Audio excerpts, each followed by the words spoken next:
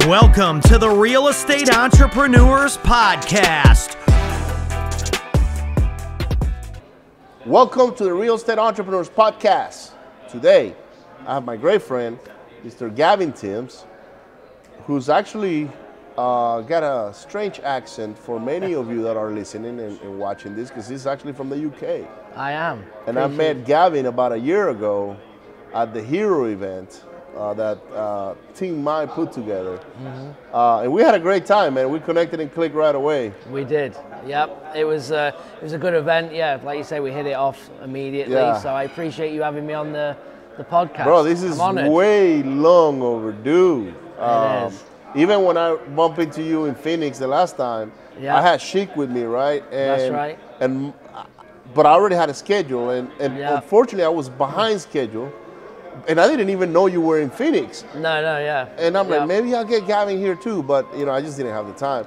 But here we are at the Family Mastermind, hanging out, having a few drinks. Although right now I'm having coffee.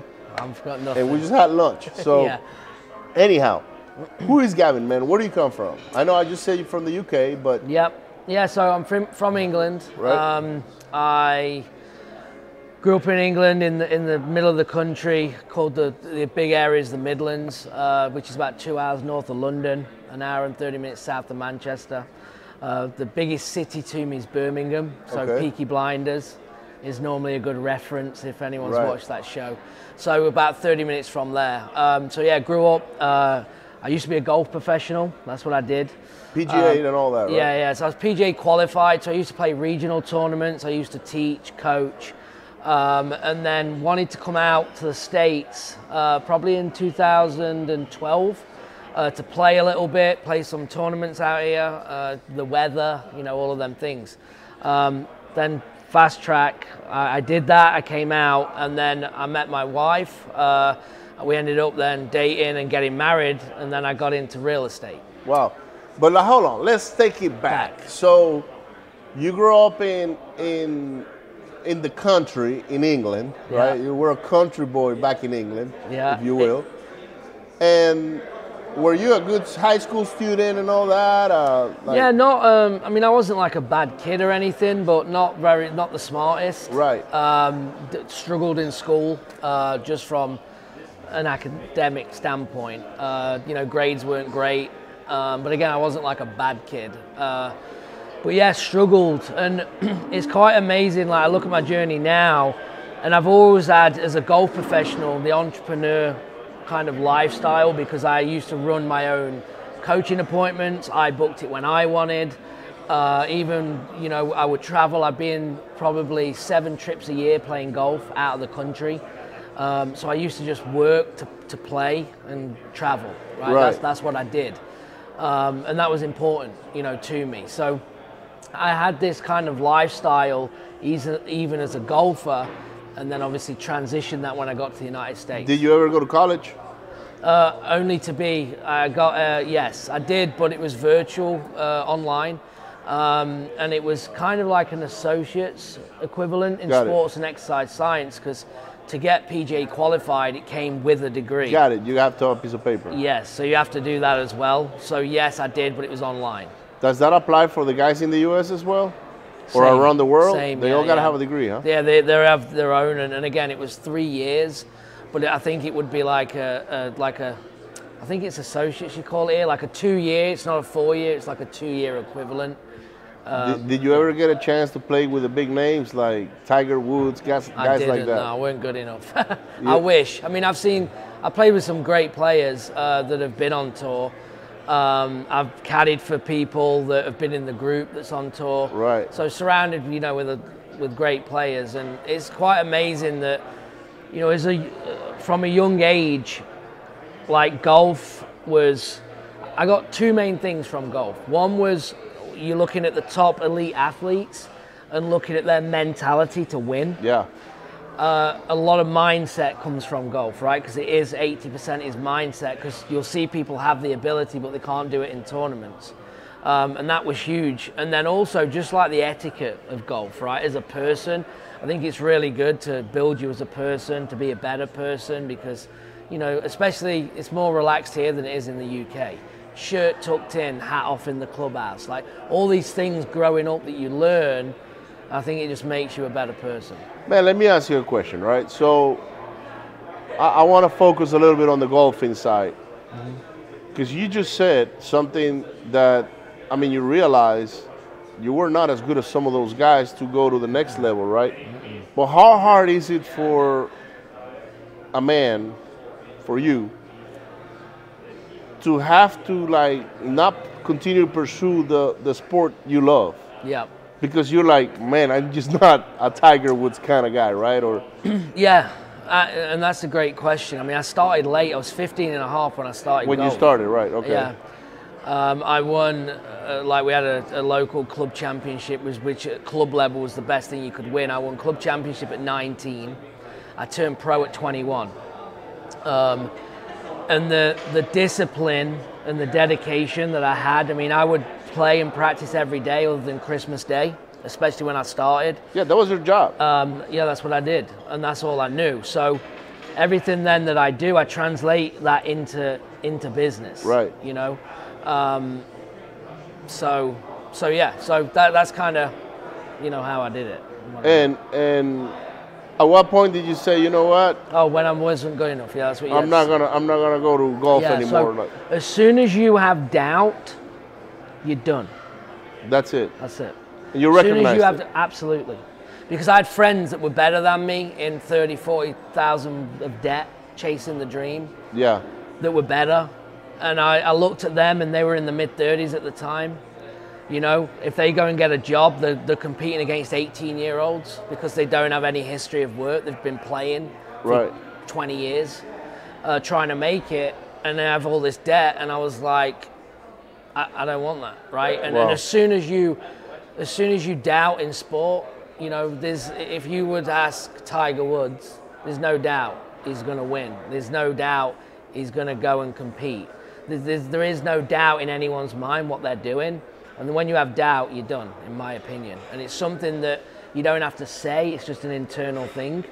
And when I knew that, I then started to work on, okay, well, what else am I going to do? And that's when I started looking into business. Wow. So kind of interesting you say that, because when I was in the military, in the Navy, 2 years in, I knew that, you know, I didn't want to do life. But when I got in, I wanted to do life. Yeah. Like, as soon as I got in, I said, I'm going to do 20 years here. I'm going to retire. I did like the Navy, like being a sailor and all that stuff, right? But because of the way the politics played, and they played against me, not for me, although today I say that they play for me, okay? Right. But when you're going through it, they're playing against you, because you're like not being recognized when you actually did something, or they give that recognition to somebody else. That happened to me a lot, right? And I realized when my superiors will talk, they talk like they were burned out, like old. So I didn't see myself like them. I'm like, man, this guy is 36 years old, but he's talking like he's 65. Yeah. And he's talking about being burned out, and that when he retires from the Navy, he's going to go be a greeter at Walmart. I was like, that is not what I want to do with my life. Yeah. And if I continue down this path, that's probably who I'm going to become. Yep. So quickly I made a decision, and I just said, I'm not going to re-up. And it was because I, like what you saw in your friends, I saw in those guys. Absolutely. And I said, okay, I got to go pivot to something else, right? But anyhow, once you realized you had doubt, and you said, you know what, I can't continue down this route. Yeah. What was the next step for you? Well, I said from a young age, so before I turned pro even, I used to play with a lot of people with a lot of money, like multi-millionaires. Well, that is an elite sport, right? Yeah, 30 people worth over 100 million. Wow. And, like, serious money, right? And I was like, man, like, how do I get on that side, right? And I started to look at that, like, how could I get where they're at, right? And And even when I came to the States, I was caddying when I got to the United States, right? So I'd carry bags at high-end clubs. I mean, we're talking like when the joining fee's 350 grand to get in, right? Just to get in the club, like high-end billionaires you're caddying for. And again, you start to listen to the conversations, and you start to see like, okay, I'm carrying your bag. And not that I want to be, I don't want to say I want to be on that side and someone carry my bag, but how do I get on that side of where they're at? Right. And you have to start, analyzing, the conversations. It's like when we're in a mastermind now. And from the age of 17, I always said that I was going to be 18 probably, that I was going to be a millionaire, but I didn't know if it wasn't golf, I didn't know how I was going to do it. Right. But I'm going to be a millionaire. And people, they would laugh and go, yeah, sure, because again, everyone's built to just get a job, right? Right. So when you start seeing this and, having that internal belief that I've just got to find something that's going to get me there, but the big difference is that I wasn't willing to sacrifice that if I was coming out to the United States, it was important to me that if I needed to get home, that I could go at any time. So I needed an online business because I refused to come to the United States, take a job for 5 days vacation or 10 days How vacation. long ago was this? This was 12, I think I came over, come over here. 2012. Yeah, and it was, I think, 15, end of 14 when I found real estate. Okay. Yep. What are you doing between 12 and 14? Caddying. Yep. Caddying. Yeah, trying to figure out. So my wife, Is there good money doing that? Yeah, I mean, I was making in California, I was probably making anywhere between 7,000 and 9,000 cash a month. Oh, that's good. That's a six-figure job. Crazy. And I'd never made money like it. And you're in the environment that you like. Oh yeah, and I'm caddying. I'm having listened to these powerful conversations. Dude, and in a way, you're like absorbing all these things these guys are talking about, right? Yeah. Like it's going on your subconscious mind. It's like owner of Best Buy, owner of WeWork. Like you're caddying for these guys that are just, it's just crazy, just high level, lot of money, and their conversations, and you're listening to what they're having, and it's just like getting you to think on just another level that I couldn't have even thought to get on. That's like going through an MBA. Yeah, absolutely. With real life stuff, because they're dealing and willing while they're playing. Oh, absolutely they are. Yeah, 100%. So you caddied, and when is it that you found real estate? So this is crazy, because if this didn't happen, and I know everyone says the same thing, like where would you be? But I was never looking at real estate. I was visiting in England. Okay, my wife at the time, she was with me, and we went on vacation with my parents. We went to a place called Cornwall, St. Ives it's called, South England.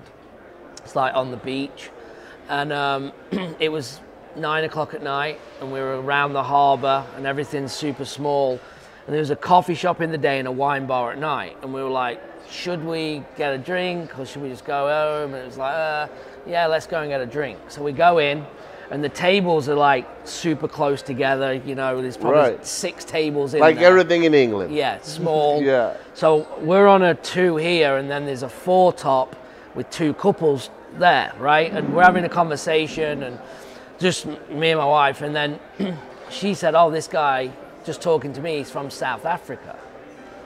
And I was like, no, he's not, he's from Ireland. And she's like, no, he isn't. And I'm like, yeah, he is. So they broke, and I interrupted and said, excuse me, if you don't mind me asking, where are you from? He's like, oh, I'm from Ireland, I live in Manchester. And then I was like, where are you from? She's American. So now the conversation starts. So we all start talking about, well, what do you do? And he said, I'm a property investor, but I don't see houses. And I was like, you're a property investor and you don't see houses. How the hell does that work? I was like, what does that even mean, and how the hell does that work? Exactly. And he's like, well, it's kind of sales and marketing. Like, we source deals and sell them to investors. So it's we don't use the word wholesale, but it's wholesaling is what it was. He's like, you'd be great at it. You should do it. And I was like, I don't know anything about houses and properties. I can't fix nothing. I can't do that. And he's like, no, you got a good personality for it. I think you could do it. He's like, look, I can send you my coaches and you should look it out. I'm telling you, because I just told him I was looking for an online business that could work from anywhere. Right. So now he's intrigued me that he's saying that I can do this. Wow. So we have this conversation. And this is in the UK? This is in the UK. Wow. And I'm visiting from the US. And I'm like, well, I'm in the US. He's like, look, just talk to my coach. You've got nothing to lose. Why not? And I was like, all right, fine. So I ended up having a call, going home, getting back to the States, messaging him, got the info, had a call with a coach, and he wanted me to invest in England. And I'm like, look, with the time zone and everything, like, got to work and then try and do this, it's just not going to work. And he's like, well, I've got a partner I could bring in if you want to do it in the States. We can I'll work with you on kind of the mindset and everything, and he'll work on the strategy. You'll have his training. So I was like, all right, and I was thinking about it, and it was $7,500 in. Bearing in mind, I'd never read a real estate book. Right. I'd never watched a YouTube video or listened to a podcast. I knew absolutely nothing. Didn't even know what wholesaling was. Right. So I went in, $7,500. So I spoke to my wife, and I was like, look, I want to try it. And I was $7,500. Just give me 6 months. I'll give it my all. If I can't do it, I'll just pay off the debt. Right. And then at least, but I'll tell you, and this is where golf came in, to be disciplined, right? Because I knew I had the discipline, the dedication to give it 6 months to make this work. And it wasn't going to be, well, you didn't really try like most people, right? And that's how I got in. So I signed up, paid, made a bunch of mistakes, kept plugging away. What was he teaching you? Wholesaling, virtual wholesaling. Okay. Virtual wholesaling. Wow. Yep. And that's what I did. So I was, first mistake I made, I was in San Francisco at the time. I went and picked Jacksonville, Florida, virtual. I was on the golf course. I get off at 6 o'clock, it's 9 o'clock in Jacksonville. Right. Didn't think that one through. So I've got mailers going out. I sent out $750 worth of mail. I'm getting these calls coming in. I'm on the golf course. Can't have my phone. Well, that was another stupid idea. So I've got my wife. She was a nurse, but on her days off, I was like, you got to answer this and ask these questions and just get the information for me. Like, that's all we've got to do right now. Wow. So she was like, all right. I was like, throw the nurse in there, because it'll be a good little conversation. Right. So she started doing that while I was on, and then kind of just grew from there. Wow. So when was your first deal? 2015 or 14? 15, I think. 15? Early 15. How big was that check? Might have been 14. $1,500. $1,500. The small assignment. It was the most important check that you can ever get in real estate. Of course, it gave you validation. Because now you look at it and you're just like, man, if I do this 10 times, and that's 15,000. And the way that I got it, which also helped me, because we know this is a follow-up business. So I spent $750. Bearing in mind, I had connections to a lot of money, and I did not borrow for anything for marketing. So I ran out of money, and I could get it, but I needed to figure out how I was going to build this business from nothing, because I knew I'd done it then and I could withstand what was coming. So I got to Phoenix, not done a deal. I'm working. I get to Phoenix and I said, look, I'm not going to go as a golf pro. I'm just going to go straight into this full time. And I said, apparently there's this thing called meetup.com, and I'm going to go to these meetings. So go on Tuesday night, there's one tonight, I'm going. So I turn up dressed like you, slacks, jacket, middle of summer, right? And with an accent. Here are all these bums. Yeah, bums, flip-flops, shorts. And I walk in and I'm like, oh no. Like, because I'm thinking investors, right? Sure, everyone's dressed up.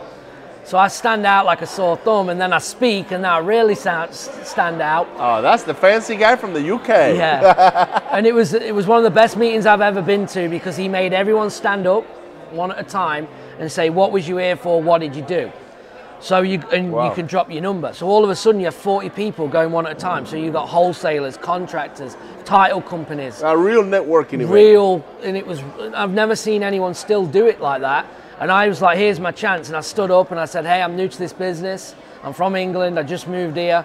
There's one thing that I believe I can do is close. I'm good at sales, but I need leads to work with, okay? And I sat down and there's a lady that kind of locked eyes and she said, we need to talk. So I met with her, she said, can we meet for coffee in the morning? I said, yeah, of course. She brings a laptop. She said, look, there's a Google sheet here with 60 dead leads on. They came in 3 months ago. If you want to call them and see if you can get anything. And I was like, yeah, I'll call them, no problem. Gives me the list. I call every single one. Within 7 to 10 days, I had 2 contracts. We split it 50-50. I made 1,500 bucks on the first one, and I think $2,000 on the second one. But again, and that's when I knew it was follow-up, because I could see in the notes that this person said that they were going to put the money in, they were going to fix it up. And then I came along and just touched on the notes, and they'd done none of them things, and they went, yeah, I'm ready to sell. And I about fell on the floor because I couldn't believe it. And yeah, we got the first deal done. Wow. So, all right, so let's fast forward. Yep. When was the first time you got a big check? Like big check meaning 10,000 and up, or? Yeah, pretty quick. Started doing 10s, but I was partnering 50-50, so I was getting 5. So the way I built the business early was I had 0 out of pocket other than a phone and a laptop, and I had other people doing the marketing. I was doing all the calls. We'd split 50-50. So I'd be getting 50% profit. So I was doing 5,000s and 7,000s. And it was only for probably several months. And then when I started to market myself, that's when I started to do the bigger checks. You know, the biggest deal, I've done 100 grand a couple of times. And that was, a guy had 2 properties in Alabama of all places. Wow. We made 100 grand on 2 deals, wow. 50 apiece. And that was in Alabama. I did a deal, we did a flip in Maui that we did well on. It was a $500,000 property deal that spread. Yeah. And I got, we made about 93 on it, I think. So yeah, I structure things a little different because I've never got a contract face-to-face. So I've always been virtual because the goal was I'll work as hard as anyone else, but I need to operate from a phone and a laptop. So even doing business in Phoenix, other than going to the meetups, I never went to see any of the sellers. So now virtual is the new thing, right? Because of COVID, I've always done it. It's all I know. Yeah, I was doing virtual before COVID, but what that meant was I had an office. My guys will come to the office and we'll virtually lock up the deals from there, right? So, but yeah, we started doing virtual somewhere around 2019. Right. Early, very early. Yeah. I remember the first time we contracted a house, because I'd done a lot of belly to belly, face to face. And I hadn't. If I showed up in a property, that contract was mine. I don't care if there were 10 or 20 other wholesalers going in there. I was going to become the winner of that deal because I could disqualify this guy so easily without talking bad about them. That's another thing. Sure, yeah. And I remember one seller, I went to the appointment, and there were 2 of my friends on the list. Like, he mentioned them. Yeah. And I said, man, you should really work with Robert and the other guy that I forgot his name. Those guys are legit. And the seller is like, what? Like, he's like, what are you talking about? He's like, yeah, man, these 2 guys, they come through. Yeah. They're my friends. I know them. And so the seller was, I guess he didn't understand why I was saying, hey, these 2 guys are legit. It's because, honestly, I didn't think I was going to get it. Yeah. So, hey, might as well one of my friends get it. Yeah. gets it. And then, you know, we can play good cop, bad cop, this kind of stuff. But then I went and said, hey, look, man, by the way, I know you got all these offers, great offers, by the way. Let me show you how to protect yourself. So I talked about contracts, non-assignable, earnest money, and literally I disqualified 90% of those guys. And at the end, he was begging me for my offer.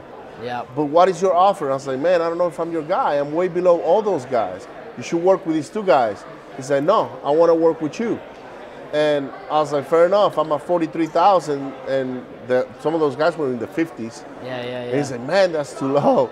But anyhow, we ended up striking a deal for 47 grand. And, Nice. and then I called them and I said, guys, you guys are transactional now, man. You guys got to get on the rapport building. Yeah. But I was that guy, right? And I couldn't see myself doing that on the phone.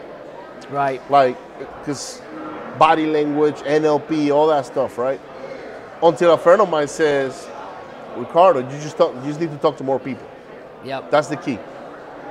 Yep. Nick Perry. And I was like, got it. So, all right. So, fast forward about you. When did you build a team, or your first team? Because we've had multiple. Yes, I built it where, again, I was making 50% of pro profit, and then they started doing more marketing and direct mail to get me more leads. I was working with 3 people, getting overwhelmed that I couldn't keep up. And then when I started making enough money, I then started to then hire my first virtual assistant. And then kind of in 16, I started cold calling. And that's when then I started to build the team. And then what I did was I always knew, I did an episode on this. I took my original plan of goals. So I had short, medium, and long-term goals, right? And I literally, when I look at that, I've literally created it, right? And it's quite amazing to see now, because I'm just going through modules, create what your goals are, and I'm just writing stuff because I think this is the vision. And I transitioned into where now I run the system, I do the marketing, I have other people do the work, because I'd been in their seat, and then we flipped that over. And that's kind of what I do now. So I've always been able to operate from anywhere, and now I have my time back in my real estate business, because, and this is now back, I would say 4 years ago. So I would say in 18, early 18, maybe end of 17, is when I removed myself out the sales position. Awesome. Well, thank you so much, brother, for no, it's been great. I appreciate having a great conversation. Guys, by the way, Gavin has a podcast. He has a YouTube channel. Yep. Make sure you go follow him. Gavin Timms, REI, right? Yeah, Gavin Timms /REI Network, and then same with the podcast, same with YouTube. So yeah, go and check it out. And he's got Coffee for Closers as well. Yep. Look it up. I've been there a couple of times with Don and David. Yeah, that's just a good laugh. That's a great, fun it's just podcast fun. and call that you guys do. So anyhow, guys, don't forget to share, hit share, like, and subscribe. The Real Estate Entrepreneurs Event and Mastermind is going to be in June 24th and 25th. I think in Texas. I'm not going to say, I don't know yet whether it's Austin or Houston. I will define that this week. But until then, I'll see you on the next one. Bye.